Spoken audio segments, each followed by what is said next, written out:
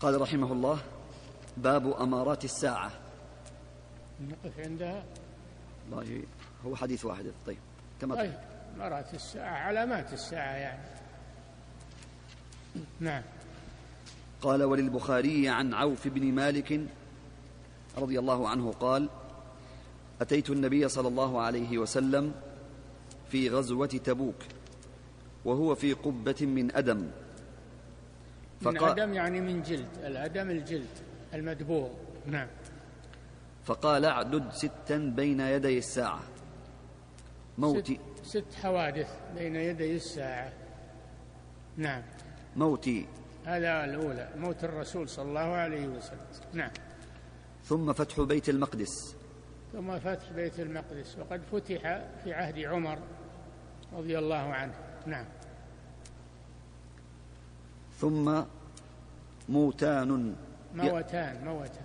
ثم موتان يأخذ فيكم كعقاص الغنم. الموتان هو الوباء والعياذ بالله. الموتان هو الوباء الذي يموت الكثير فيه. نعم. ثم استفاضة المال.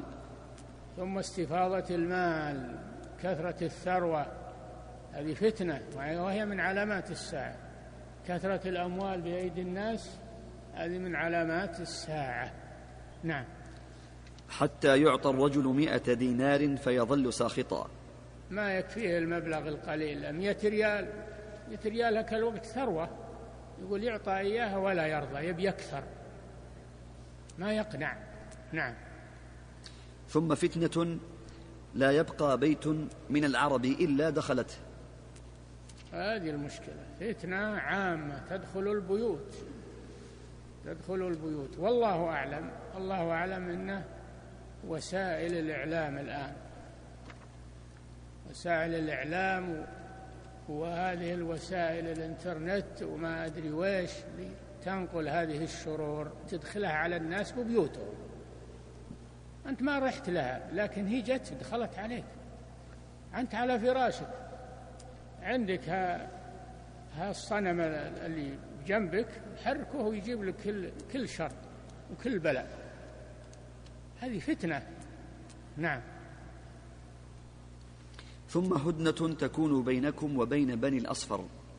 نعم. هدنة تكون بينكم وبين الروم. بني الأصفر يعني الروم، بين المسلمين وبين الروم، ترك القتال بينهم. نعم. فيغدر الروم يغدرون العهد الذي بينكم وبينهم. نعم.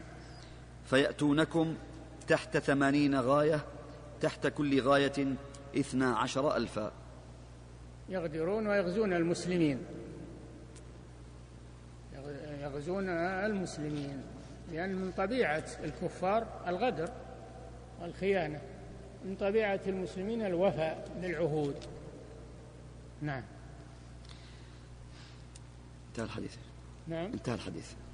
نعم. هذه علامات من علامات الساعة، ما هي بكل علامات الساعة، كثيرة علامات الساعة، لكن هذه منها. نعم.